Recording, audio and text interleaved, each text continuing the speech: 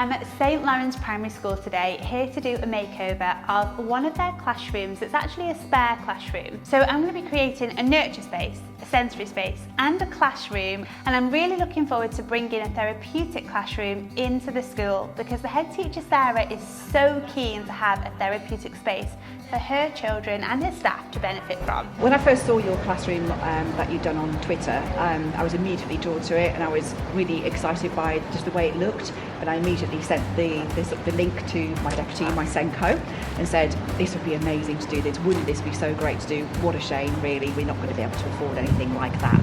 And then I got in contact with you to get some ideas, and here we are, and I can't really believe it, it's really, really exciting. My name is Linda Sladden, I'm the Senko at St Lawrence Junior Academy. Some of the children come in really dysregulated, perhaps their home life is a bit chaotic, and so they come in not in the best place to learn, they're not ready to learn, so to have a space where they will go, can begin to get settled before they are ready to learn, I think that's what I'm looking for. Because it is like home, it's less like a classroom, the children will want to go to that space, because if they're already struggling in a normal classroom, to have somewhere that's different, somewhere that feels comfortable, they're more likely to want to go there, and then we can do our little bit of work of getting them settled, talking about what their issues are, and then hopefully they'll be ready to go back and learn.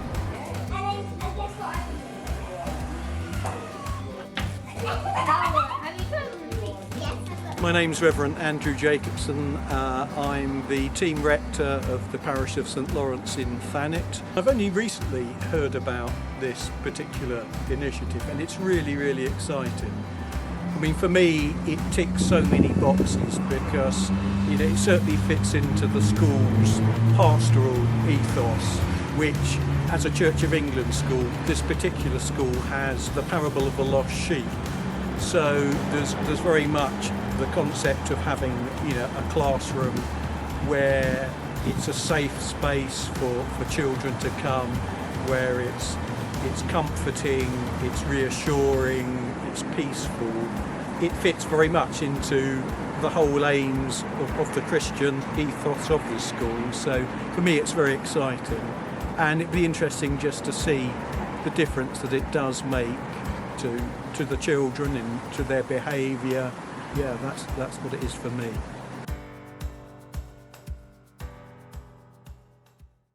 Okay, so here we are in the finished room.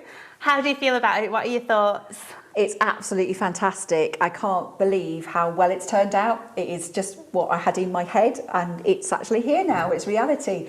So it's just absolutely brilliant. It was a very kind of ordinary, slightly scruffy classroom. It had sort of purpley paint on one wall and other paint on another wall, and it was all a bit of a mismatch of things and was looking a bit sad and unloved. And so with a bit of paint and a lot of hard work from our staff and our governors and yourselves, it's just completely transformed. Love it. I love it as well. There are some really special parts of this room for me, being this, that we're literally stood in. I think that this is a beautiful space for the children to just come, grab a blanket, sit, read, talk, whatever they need to do. I mean, how do you envision the children using this?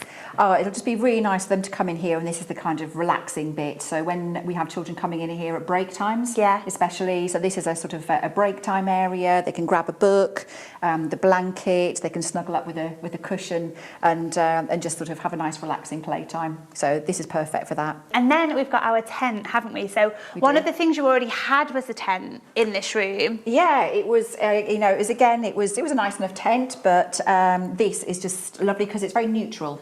So what we really wanted to get away from was the sort of classic primary colours in the primary school, and because they're young children, everything should be sort of red, white, and yellow, and blue. So this is just so nice. It's neutral, it's canvassy, it's sort of textured, and inside you've got all these lovely soft, cuddly things. So if someone is struggling a bit or a bit upset, or just wants a little nook to kind of like crawl away with and read a book at playtime. It's perfect for that. Yeah, it's brilliant. I love as well that when we've done this, what we've done is we've put a weighted blanket in there too. So we've lined it with like a duvet, like a really teddy blanket duvet, and then we've put a weighted blanket in there. So if children do need to go in there, they do feel a bit unsafe. Sometimes getting a blanket on that is that heavy sort of weight, and the enclosure itself creates a security, doesn't it? And creates that sense of security and nurture, and a bit like being in the womb, like that cuddly feeling that you need. Yes. So they can go off in there.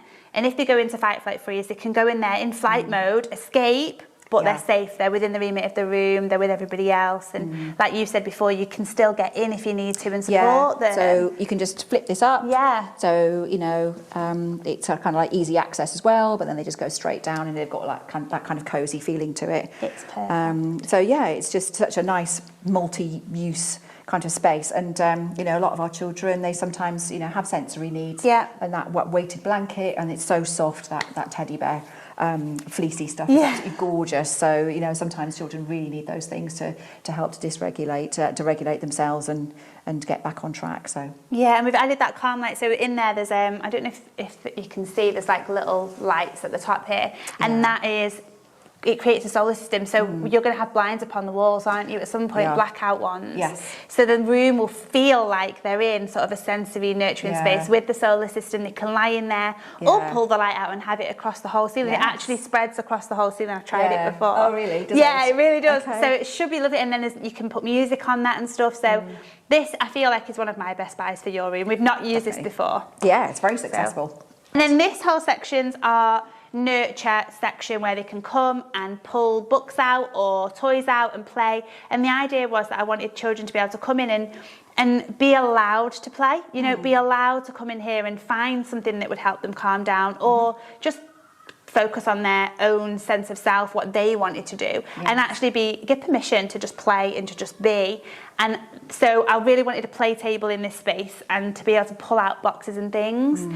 Do you think this will work for your children? Yes, definitely. I think, you know, we are a junior school. There's a tendency to think that our children are a little bit older and don't need the sort of the Lego and the cars and things, but actually they do, and they do still like playing with those things. So this gives them a nice little cosy space that they can get down on their knees, and it's all new, brand new, and they can get out things, and it's all nice and easy to tidy away as well. So yeah, exactly. You can dump stuff in boxes and just push the boxes in. Everything. Yeah, absolutely. And then the last bit of our room is sort of the learning zone, isn't it? Like you wanted to have somewhere the children can come and almost like another class, half a class. So we went for, was it 16 chairs?